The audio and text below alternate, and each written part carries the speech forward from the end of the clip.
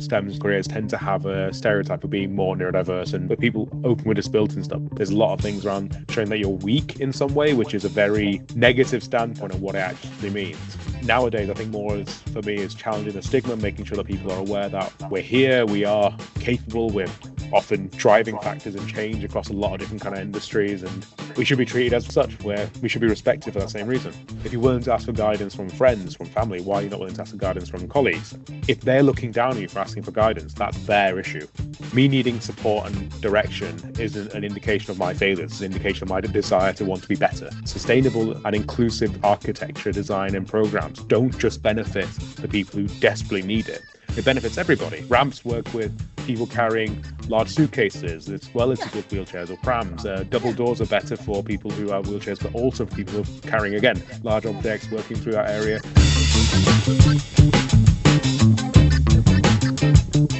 Hi, and welcome to the Engineering Talent Podcast, powered by Equal Engineers, where we celebrate the people and organisations shaping a safer and more inclusive engineering world. Each episode, we shine a light on the inspiring engineers and employers who are redefining what it means to build, lead, and innovate.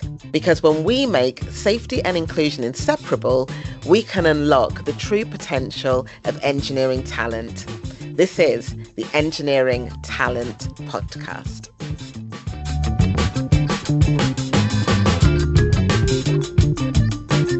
Welcome to the Engineering Talent Podcast, powered by Equal Engineers, the platform for connecting inclusive employers with engineers shaping our future.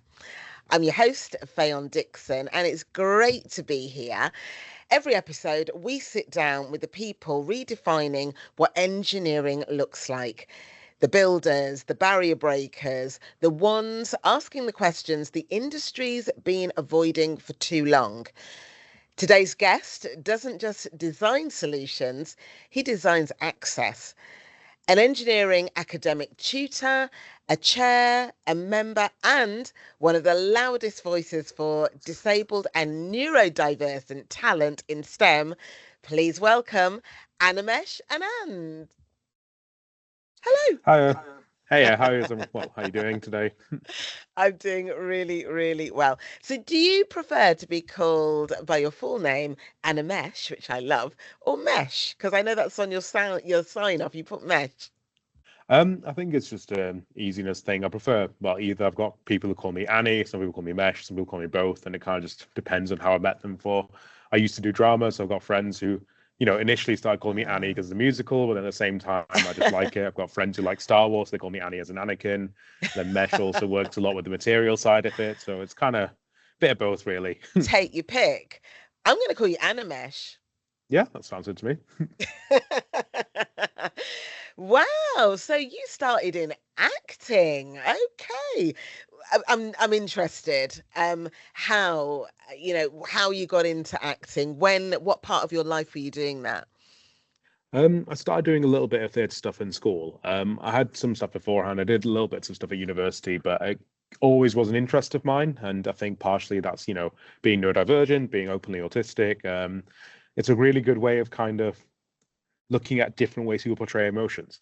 And when you're trying to get to grips with how the real world works and how people work in general, it's a really good way to see how different people portray different, ways of showing they're excited or angry or upset. So it kind of got me into that way. It was very obvious. And, when you got stage instructions telling you how to react to things, it kind of helps you build a bit more confidence in how you're doing in regular life. Absolutely right. And I mean, I've always been an advocate of bringing in as many skills from the outside into your working life, because there's always something, there's always a place for skills, and having an acting background gives you, like you said, so much confidence. And no wonder you sort of just have that, there's a thing about you where you are purposeful, the eye contact is there, you've got great delivery, and that's brilliant in the world of engineering, isn't it? It's so needed. I mean, obviously, I work in engineering academia and mainly on the teaching side of it with apprentices, and a lot of them are already in work. They tend to come in with some level of confidence in how to behave and things like that as well. So it's quite nice having that ability to just kind of stand at the front and deliver and, challenge and ask and put that kind of stuff forward, because it means that they don't really see, well, they're better at understanding you as a person because you're Yes. willing to engage with them directly. Yeah, absolutely right. And you spent years pushing for equality in engineering. So when did that fire actually start? Was there a moment that was made quite personal for you? I think going right back to probably my second year university or at the end of my first year, um, I went with a friend to a committee meeting they were looking at apply for the Disabled Students Committee. I'd got diagnosed with autism that year as well.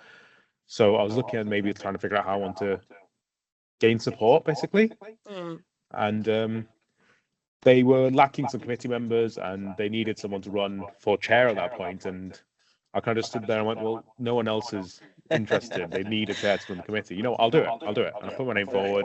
Brilliant. And it got kind of caught on through there. And it just led to probably a waterfall of just continuous development. So one of the things we pushed for was a quiet space, the Sheffield University Students' Union, and that kind of got developed towards the end of my time at the university. And then since then, I've just kind of carried that on through.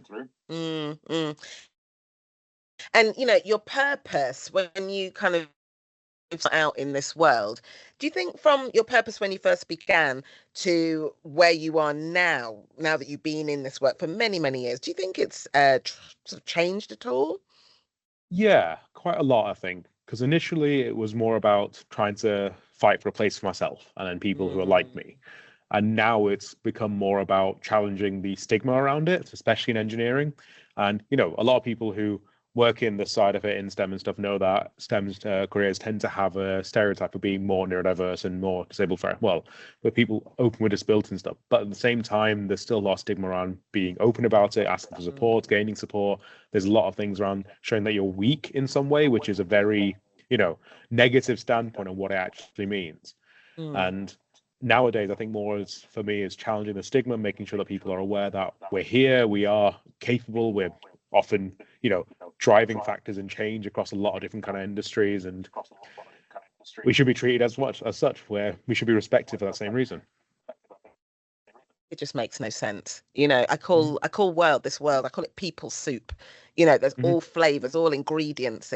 We're all in there together. But I think it takes a lot of courage to just stand out and actually say who you are and what you believe you are. But even more courage to say, I belong here. This is where I'm doing my work.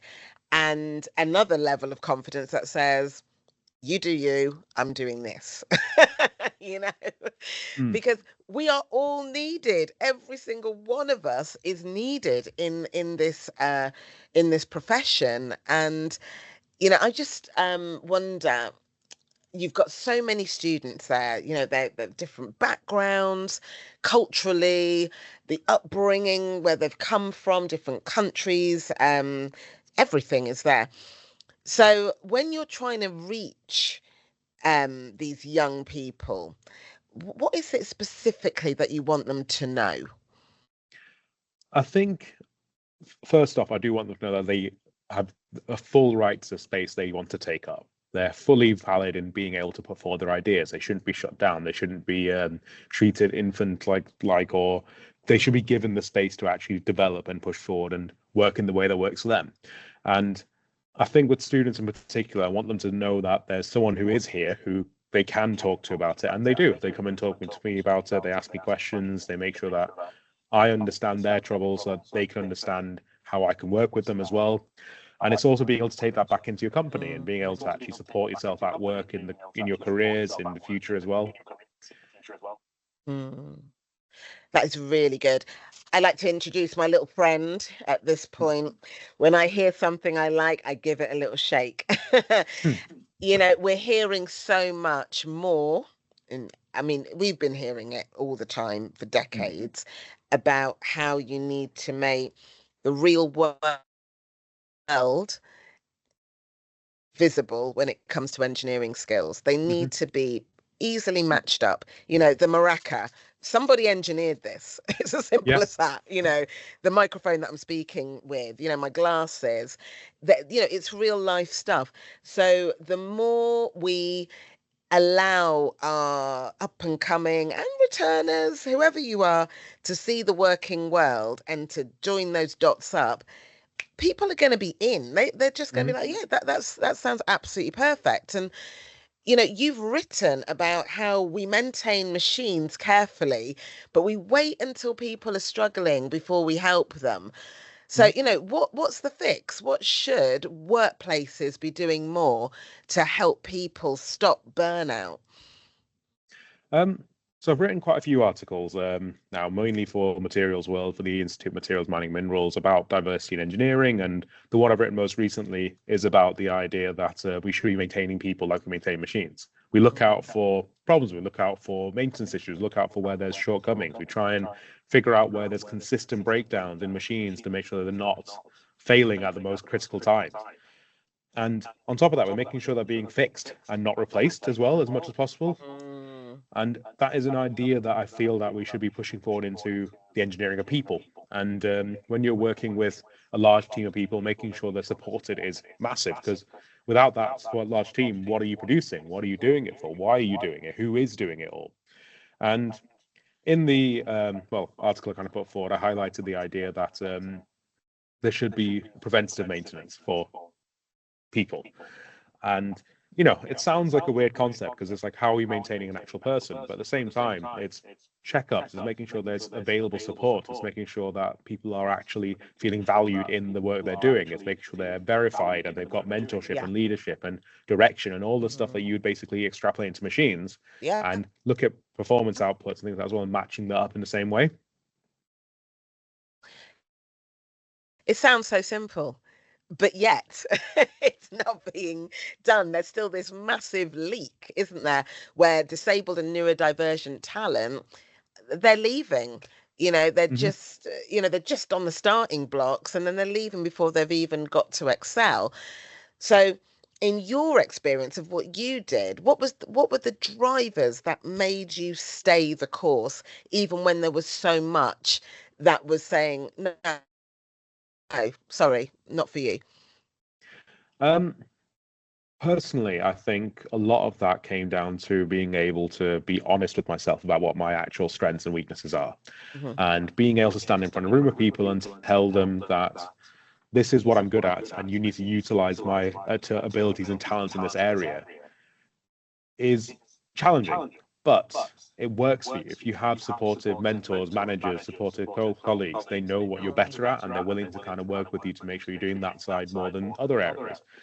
And it's being honest and open about where you want to develop as well, because all of it can be fine if you're stuck in the same routine, but if you want to progress in your career, develop and become more adaptable, become better at what you're doing, you need to be able to tell people, here's what you want to get better at in the first place. And that's kind of what I started doing a few years back when I settled into my job and started asking for support in different areas. It was being open with the idea that support isn't a weakness. It's being open with the idea that support is, guidance.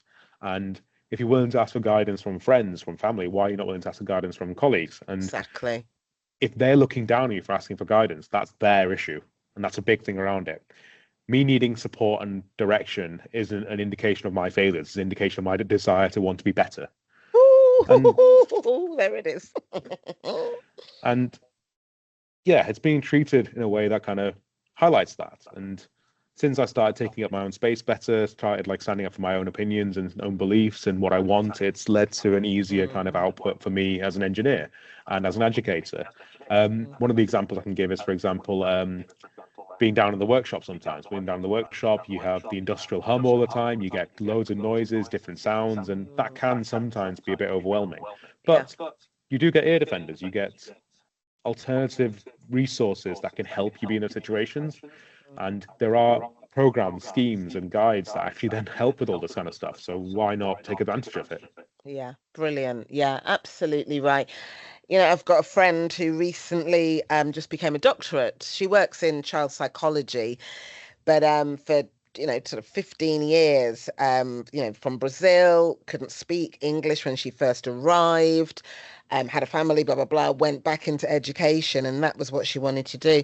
And all the way along, she was just hitting the constant, you're a woman, you're black, you're Mm. neurodiverse, you're autistic, you can't do this, you're not intelligent enough. I mean, the stuff she was told is just incredible.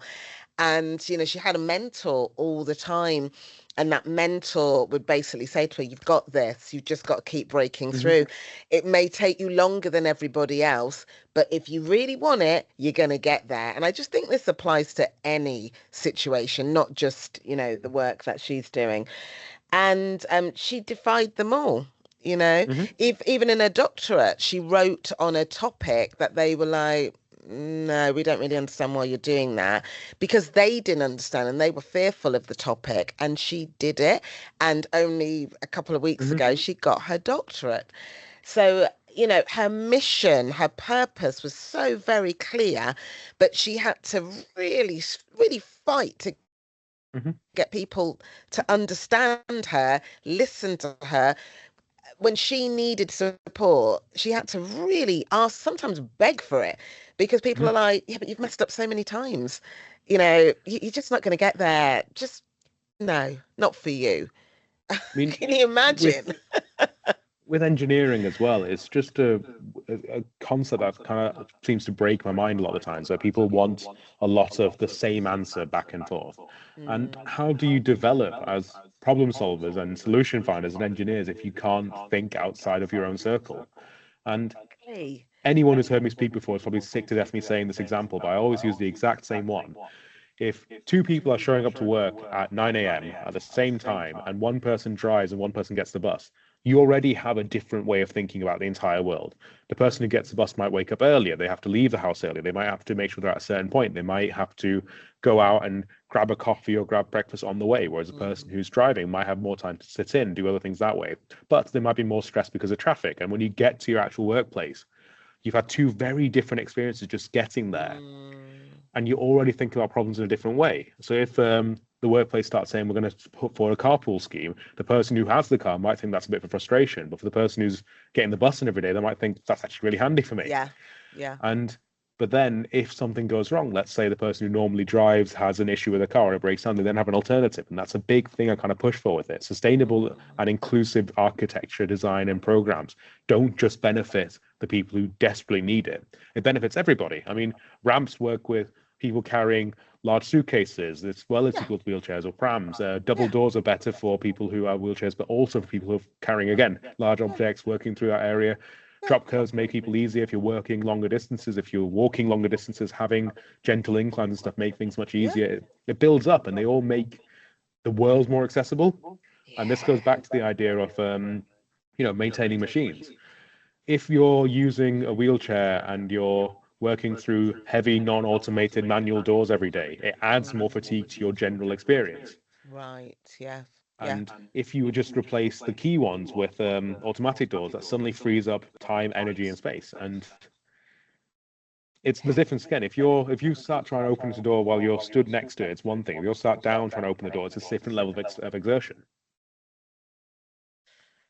Blimey. Yeah, it's just having that world vision. It's not here, it's everywhere, and helping everybody up the ladder, and not see, I'm all right, Jack, and pulling Hmm. the ladder up after yourself. Yeah. So So, this kind of links back to why I want to do what I do as well, because again, this I'm linking back to a lot of articles I've written, but another one that came out a little while ago was the merits of like how inclusivity drives grassroots innovation. It was something about the idea that the recruitment without like support and actual visible leadership in different areas leads to the drop-offs of minorities in engineering. And yeah, if I've got students who are autistic, are neurodiverse, are from minority backgrounds, and they see me as someone who's leading at the front of the class, talking, engaging, giving ideas, and discussing things that way, it might not encourage them, but for the ones that do, they are seeing someone in a place of, leadership that's doing all of that. And if huge. you're in a small company, there's 10 people there and there's no one else that looks like you, acts like you, has your experience. It's Mm, easy to get demoralized while you're doing it because yeah. how do you get someone to relate to your struggles if they don't understand even the basis around it. Yeah. And Very then true. with the neurodiverse side, you get infantilized sometimes as well, where, you know, I've said, for example, to people, oh, I'm openly autistic. And they go, oh, yeah, my 6-year-old child is autistic. It's like, I mean, I know that's something that you can try and relate to me with, but like their experience is not the same as my experience. Yeah. People are just they think they're being compassionate and empathetic, and sometimes it's just, you know what, sometimes you don't say anything. You just listen. You just try and listen without there being a buzzword, because there's always buzzwords flying around. What does fairer education actually look like in practice? Is there a real one? In my mind, it goes beyond, you know, recruitment statistics and, you know, vanity metrics and stuff where you're kind of appearing inclusive without actually driving things beyond it. It's the age-old cliche of like a brochure of a bunch of different people sat together, but none of them actually know each other outside of that one photograph they've been asked to take. And fair education means embedding design into technical training, into workshops, assessment methodologies from day one. It shouldn't be, you know, very rigid and structural. And education is about adaptability. Engineering is about adaptability. If you're not willing to adapt to the changing world and changing people, then you're being left behind in places where other people start to excel. And if you go back to the concept around diversity driving innovation, where's your innovation coming in your internal organization or internal education areas if you're not adapting to people coming in from different backgrounds? And for me, it looks like having accessible equipment by default, having clear digital standards, having structures that evaluate actual technical problem solving rather than compliance. It's working with students to give them actual tools to perform rather than testing how well they can struggle. And it's making them, you know, it's making them excel rather than just pass. Yeah. Whew, we've got a long way to go. We really do. But the work is being done. And, you know, as we come towards the end of our podcast, we're getting towards the end. I just wanted to ask you, you know, all this advocacy work is real heavy lifting on your part. So, you know, how do you actually switch off? Is there something that you do that's got nothing to do with the work and it's Animesh time? Personally, I try and take my brain out of as much operational stuff as possible. I go into creative things and competitive things. I kind of go down different areas to make myself more free, and whether that's, you know, playing games online with friends or strategy stuff, I can play, you know, I play a lot of Dungeons and Dragons with friends as well. I run campaigns, I do creative thinking. I go watch live sports. I've gone to the football. I mean, I was in the not this year, but last year and the year before, I was down in London Pride with the Arsenal LGBT supporters group, and I do that with them as well. So I enjoy quite a lot of variety of interests. It helps reset the bandwidth as well. And when you're flexing the other areas of your brain more, it then lets the one that's, you know, directing towards support and development kind of rest a bit and then pulls the other side up, and it's kind of balancing out quite well.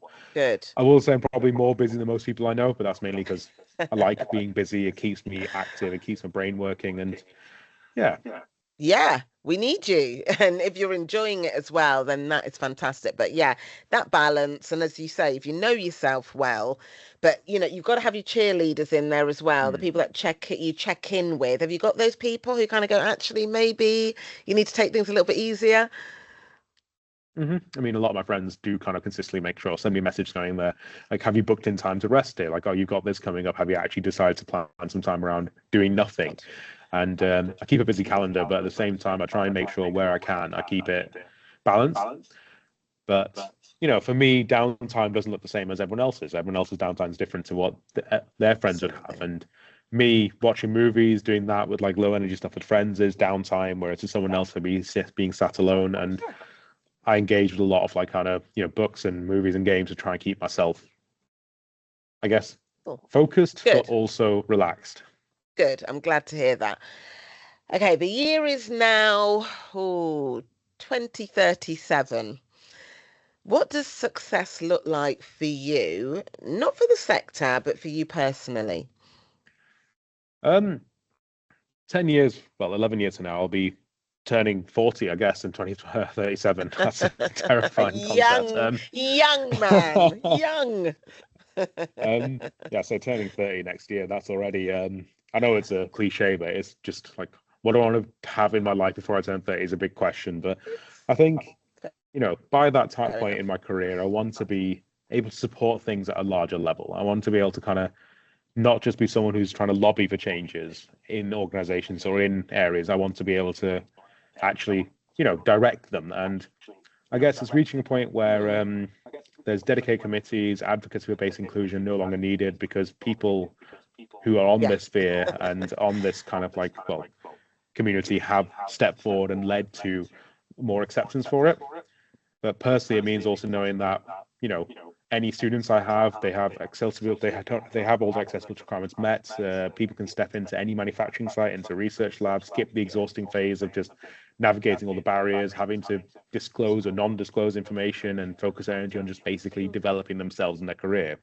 And personally, for me, that's probably a similar idea. I want to be able to help impact that while also making sure that I'm not, becoming a martyr for it, I guess is the best way to describe it. Because you do get a lot of situations where there are very kind of, famous people who are advocates for diversity and inclusion engineering who have burnt themselves out for doing so.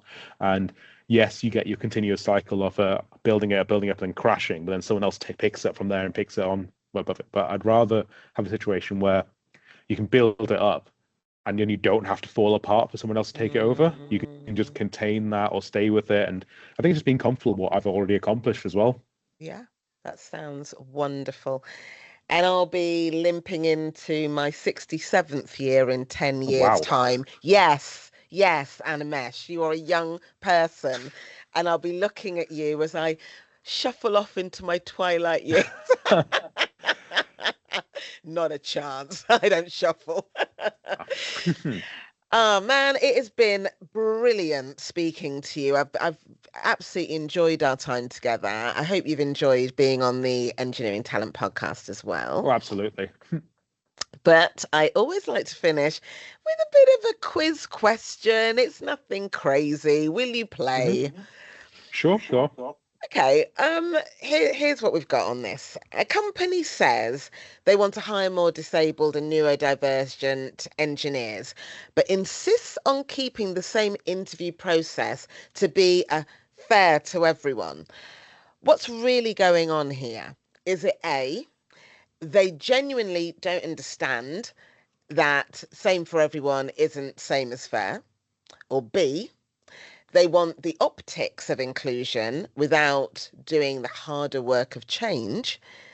C, they're scared of adapting the process opens up to accusations or lowering the bar? Or D, all of the above, and that's exactly the problem? It's obviously the problem is across all of it. I mean, it also changes company to company, but if you have a company of 12 people and you want to try and embrace diversity, it becomes complex because you don't have the support structures in position for it. So some of that is not understanding the requirements. If you work in a medium to a large size company, it's also then the optics of it where you get grants and benefits and stuff of showing that you're being inclusive. But then if you have a recruitment rate of, let's say, 100 people a year, and of those 100 people, 20 are diverse in some way and 18 are dropping out by the end of the second year, yes, you're recruiting people. Where's your actual requirement to actually keep them engaged in the actual work you're doing? Yeah. Retention.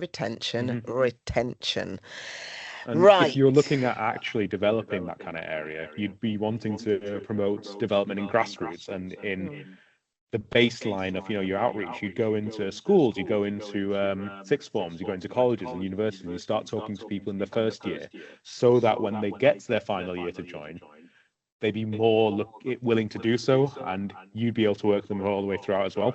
Yeah. Brilliant stuff. Do you think there's any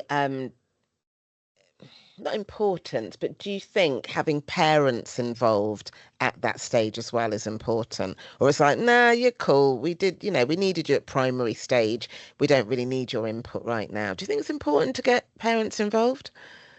I think to some level, yeah. I mean, when you're working through that kind of stage as well, it's making sure that people understand the requirements you need from both directions.